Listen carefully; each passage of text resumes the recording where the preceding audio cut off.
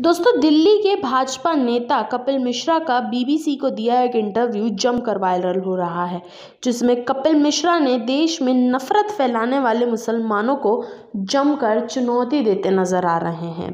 तो आइए आज के इस वीडियो में हम कपिल मिश्रा के इस बेबाक इंटरव्यू के सारे मुख्य बिंदु आप सभी के सामने रखते हैं। नमस्कार दोस्तों, मैं हूं समीक्षा कपूर और आप देख रहे हैं प्रलय टीवी। दोस्तों, कपिल मिश्रा भारतीय जनता पार्टी दिल्ली के नेता हैं और हिंदूवादी मुद्दों पर खुलकर अपने विचार रखते हैं। इसके साथ ही वो समाज के पीड़ित और शोषित हिंदुओं की मदद करते हैं। पिछले साल सीएए और एनआरसी के विरोध में दिल्ली के अंदर जो भयंकर दंगे हुए थे, उनमें भी कपिल मिश्रा ने हिंदुओं का साथ दिया था। इसीलिए वो हमेशा हिंदू विरोधियों के निशाने पर रहते हैं।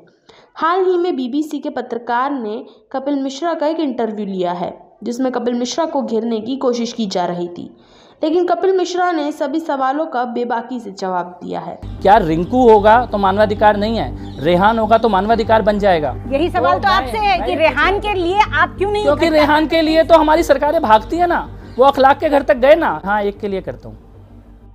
हमारे साथ आज हैं दिल्ली बीजेपी के नेता कपिल मिश्रा। इनसे बात करेंगे दिल्ली दंगों के बारे में। सीधा सवाल पे ही आती हूँ। 23 फरवरी को आपने डीसीपी के सामने एक बयान दिया था, बहुत चर्चा हुई उस बयान की, और मैं शब्दशः आपको कोट कर रही हूँ, ट्रंप के जाने तक आप जाफराबाद और चांदबाग खाली करा लीजिए, ऐसे आपसे विनती है, उसके बाद हम किसी की नहीं सुनेंगे।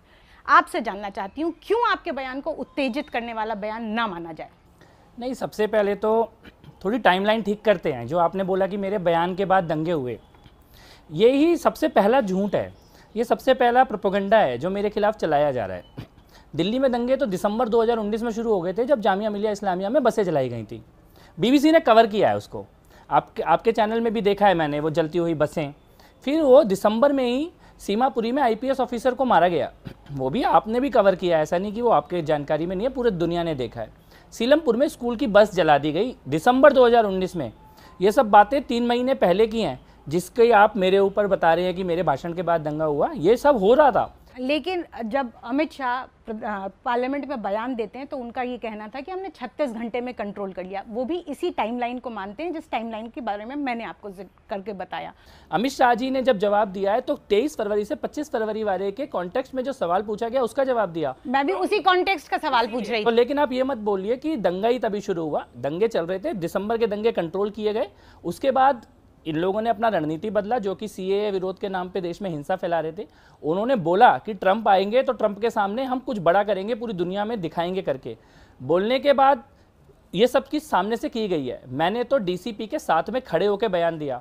तो किस नाते दिया था आपने ये अल्टीमेटम? मैं वहां पे रहता हूँ, वहां का नागरिक हूँ, उसी जगह पैदा हुआ हूँ, पला बड़ा हूँ। मेरे लोग हैं, मेरे घर के लोग हैं जो अपने दफ्तर, स्कूल, अस्पताल नहीं जा पा रहे थे। दंगों से जुड़ा एक और सवाल है। एक GIA group of intellectuals and academicians, इनकी एक रिपोर्ट आई थी जिसमें मोनिका अरोड़ा जी हैं, आप उन्हीं के साथ आज एक चर्चा में शामिल भी होने वाले हैं।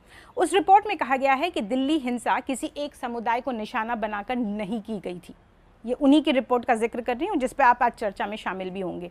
और उसके अलावा दिल्ली पुलिस की एक रिपोर्ट है जिसमें, जो उन्होंने हाईकोर्ट में दायर की है, इसमें 40 मुसलमान और 13 हिंदू मारे गए। तो आपको क्यों ये नहीं लगता कि इसमें मुसलमान मारे गए और हिंदुओं के साथ अत्याचार नहीं हुआ, मुसलमानों के साथ भी उतना ही अत्याचार हुआ? हिंसा में तो दोनों मरे हैं। मैं तो धर्म का नाम ही नहीं लेता कि कौन मरे कौन नहीं मरे। मेरे दिल्ली के लोग मरे, मेरे पड़ोसी, मेरे जानने वाले लोग मरे हैं। और हमने उसके बाद पिछले 1 साल से लगातार रिलीफ के लिए काम किया है। मोनिका जी की अगर आपने रिपोर्ट पढ़ी है तो वो आशा करता हूँ पूरी ही पढ़ी होगी। तो उसमें ये भी लिखा है कि किस प्रकार से 6 महीने पहले दंगों की तैयारी की गई, किन लोगों ने हथियार लिए। मैं तो 23 फरवरी को मौजपुर गया, वो ताहिर हुसैन जी 22 फरवरी को जाके अपनी रिवॉल्वर रिलीज़ करा के ले आए। छत पे बम रख लिए, पत्थर रख लिए, एसिड इकट्ठा कर लिया। तो क्या उनको सपना आया था कि मैं 23 फरवरी को उधर? उन पे तो कार्रवाई हो रही है ना, आप पे नहीं हो रही है, इसलिए सवाल आप पे हो रही है। नहीं मिला सरोज जी, मेरी छत पे पत्थर नहीं मिले। मेरी छत पे भी एसिड बम और पत्थर मिलते तो मैं भी जेल में होता। ये भारत है, यहाँ पे कानून का राज चलता है। हेट स्पीच भी, उसके खिलाफ भी कानून, अभिव्यक्ति की आजादी है आपको, लेकिन उसके अपवाद भी हैं। आप किसी का, मेरा बयान हेट स्पीच नहीं है, किसी भी नागरिक की संवेदना है, अपील है, दर्द है। जिनके मानव अधिकार, ह्यूमन राइट छीन लिए गए हो, क्या वो पुलिस को जाके अल्टीमेटम भी नहीं देंगे? हेट स्पीच, क्या मैंने किसी संप्रदाय का नाम लिया? क्या मैंने किसी व्यक्ति का नाम लिया? क्या मैंने हिंसा करने की बात की? क्या मेरे हाथ में हथियार थे? कुछ भी नहीं था वहां पर। केवल मैंने कहा मेरी सड़क खाली होनी चाहिए। नहीं तो हम किसी की भी नहीं सुनेंगे। आप इसे अल्टीमेटम मानते हैं, आप इसे हेट स्पीच नहीं मानते। लेकिन अभी आपने बात की कि बहुत सारे लोगों के लिए आपने रिलीफ इकट्ठा किया। तो देखा दोस्तों आपने कि कपिल मिश्रा कितनी हिम्मत और सच्चाई से सारे सवालों के जवाब दे रहे हैं। दरअसल बीबीसी और प्रिंट जैसे मीडिया संस्थान अपने हिंदू विरोधी एजेंडा पर काम करते हैं और कपिल मिश्रा जैसे हिंदूवादी नेता इन्हें फूटी आंख नहीं सुहाते हैं। खैर, कपिल मिश्रा ने तो अपने इंटरव्यू में इन्हें जमकर खरी खोटी सुनाई है और उनका ये इंटरव्यू सोशल मीडिया पर जमकर वायरल हो रहा है। तो दोस्तों, प्रलय टीवी में आज सिर्फ इतना ही। आप देखते रहिए प्रलय टीवी।